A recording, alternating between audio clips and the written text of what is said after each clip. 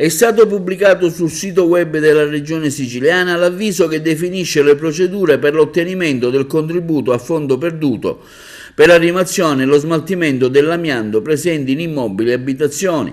La misura è finalizzata a invogliare quei cittadini a eliminare i manufatti in amianto pericolosi per la salute e per l'ambiente.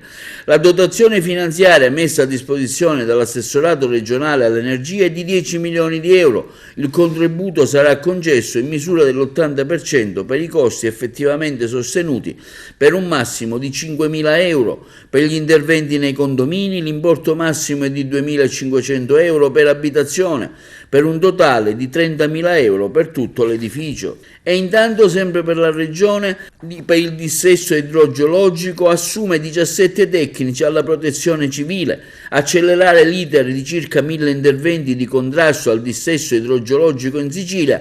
Questo è il compito dei 17 dipendenti a tempo determinato che hanno preso servizio al Dipartimento regionale della protezione civile.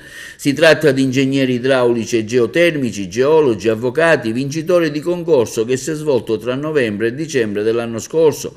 L'assunzione è stata resa possibile da una legge statale che ha finanziato fondi proprio con lo scopo di rendere più veloce l'esecuzione dei lavori come mitigazione delle frane, consolidamento, manutenzione, pulizia degli alvei dei fiumi, finora rallentati dalla carenza di personale nell'amministrazione. I dipendenti saranno impiegati per un anno nell'Ufficio Centrale della Protezione Civile di Palermo e in quelli periferici del resto della Sicilia.